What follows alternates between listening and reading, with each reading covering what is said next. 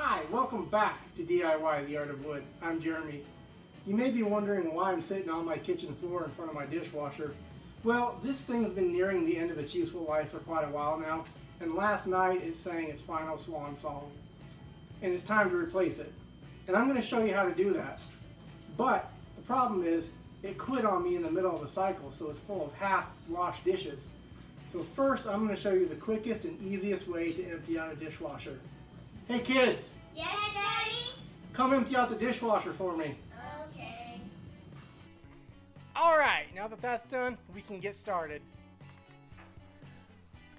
Okay, so the first step is to turn off the water, and you just want to follow the line. Mine's copper that leads to the dishwasher there. And there is a valve right here. Just turn it off. Most dishwashers are just held in by a couple screws. They just kind of sit there, and these screws right here stabilize it.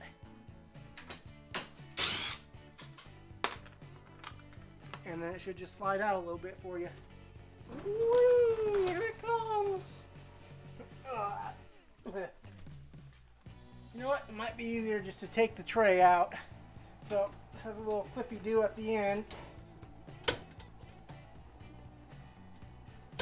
Pop open, pull that guy out, repeat on both sides. All right, now that we got the trays out, might move just a little easier.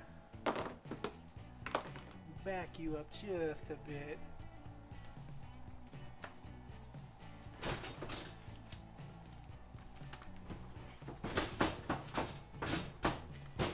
They usually slide out pretty easy. If you get hung up, you might just be caught on some supply lines or the drain lines. Yeah, mine's definitely hung up on the water service line, which is a Ridgid copper pipe. Probably end up replacing it with a braided flexible line so it's a little easier to move in and out. But get in here and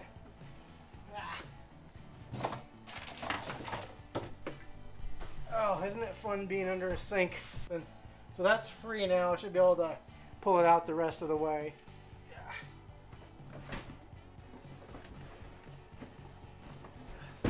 I may end up having to cut that copper line. It's kind of bent in a funky way. I might be able to just straighten it out.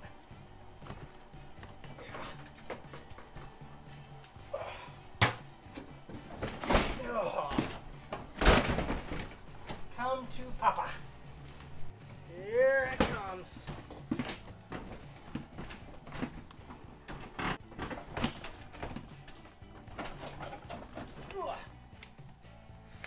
Oh yeah, you can definitely tell it's been leaking back there. We'll get a good look at it in a minute. Got a puddle of water here, so I don't want to touch that electrical line standing in a puddle of water. I'm going to clean this up first. Okay, so I got that kind of cleaned up a little bit there. Unplug it there. Fish the rest of these lines on through.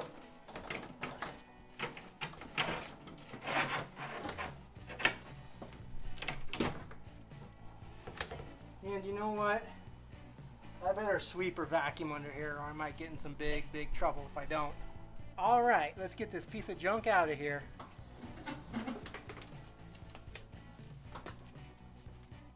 Okay, so we got the old dishwasher out, brought the new dishwasher in, and didn't have a power cord on it, so surprise, surprise, I salvaged the power cord off the old one.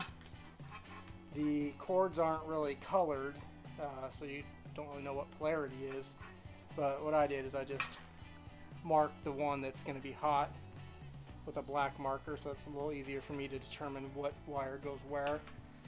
And here's your power. You've got your white neutral, black hot, and then you just attach the green ground wire here to this little green screw right there. And I'm going to use wire nuts that I stole off of the other dishwasher because I didn't have any here at the house. They're all at the shop. So I'm going to go ahead and real quick hook this up, and we'll be in business here shortly. The previous cord was soldered in place. I don't have my soldering iron here, so just gonna snip these.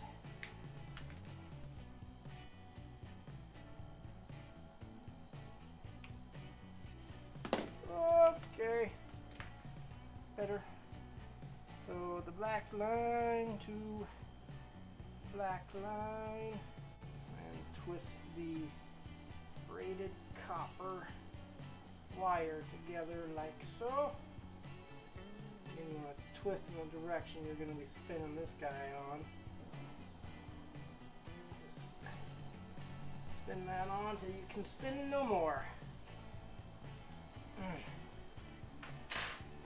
Okay. Finally, take ground wire and attach it to this very inconveniently located ground post. Okay, so I got tired of fighting with it, so I just took this little cover off so I could actually get to that ground wire. We're good now. I'm going to put a little bit of, make sure these wire nuts are good and tight, and just put a little bit of electrical tape around them, a little extra support, so they don't ever come loose. Alright, good enough. Alright, I'm going to put this back together and then we're going to install and we're done. Okay, pro tip for you. Whenever you're replacing a dishwasher, a faucet, a toilet, it's always a good idea to get new supply lines. The rubber gaskets inside of them kind of get beat up and dried out over time. Spend the $15, get a new hose, save yourself some trouble. And another pro tip for you, never start a plumbing project after the hardware store is closed. You're going to find yourself in trouble a lot of times. You're going to need something. If the hardware store is closed, you're stuck until the next day. So, you know, give yourself a few hours leeway there before you get started to make sure the local Ace or Home Depot or whatever is open for you. So you're going to want to put the water supply line on before you slide it in, otherwise you'll never be able to get in there. I like to use a little bit of this pipe thread sealant. Most people call it thread dope or pipe dope. Just put a little bit on the threads here. It just kind of helps seal it up, prevent leaks. And I like to put a little rubber glove on before I apply it because this stuff is messy and it's kind of hard to get off your fingers. So just put a little bit on the threads there, and go ahead and put the supply line on, and we can slide this thing in place, turn the water back on, and run a load of dishes.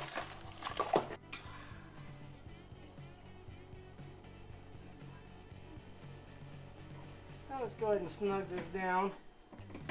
Obviously you don't want to over tighten and strip it or break it or anything like that, but you do want it snug. Okay, now after you wrestle that in place, you want to make sure that these little tabs here are kind of bent out so that you can drive screws up through them into the underside of your counter, so it'll hold it, you know, from rocking, and it'll, when you open the door, it won't just tip out on you. If the floor underneath your cabinets is uneven, there are adjustable feet on the bottom of them. You can slide this back out and adjust it as needed so it kind of sits level. Fortunately, mine's sitting pretty level as it is, so I just need to go grab the screws that I used on the old dishwasher, attach those in, attach my supply line, my drain line, turn the water back on, and we're done. Okay, so let's mount this bad boy in place. Just gotta make sure you got it lined up where you want it. The little trim pieces are tucked in. Looks good, feels good.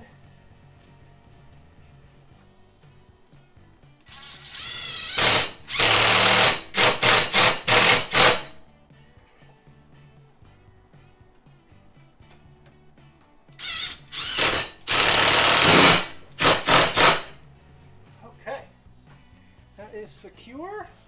Okay, so the last couple of things are hook up the supply line. Take a little bit more of the thread dope here and put it on the valve. Hook up the supply line.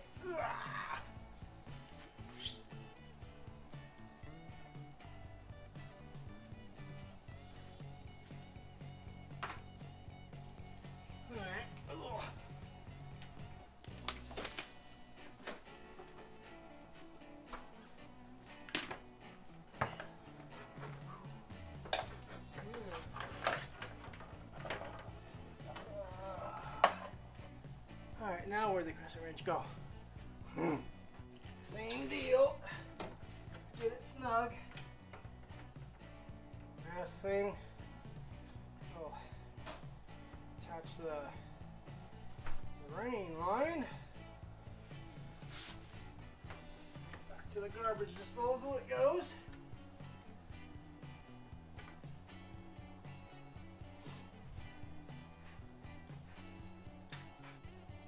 Okay, and that is that. I'll probably come back tomorrow with some zip ties to secure some of these lines up. I don't have any here at the house, so I'll have to grab a bag from the shop, I guess, and clean that up a little bit so the hoses and stuff aren't in the way of the garbage can and all the cleaning supplies under there. And that's it. Pretty simple. Well, let's go ahead and put the baskets back in too while we're at it, I guess.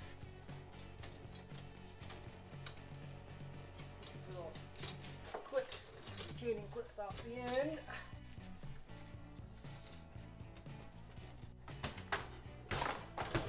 Okay, now we're done. One last thing. Now I'm going to turn the water back on. That's kind of the important part of a dishwasher. It needs to have water. Now's a good time to check for any leaks or anything. Make sure you got all your fittings snug. Just kind of run your finger along the bottom of the fitting. Make sure it comes back dry. If it does, you should be in business. Alright, thanks for watching.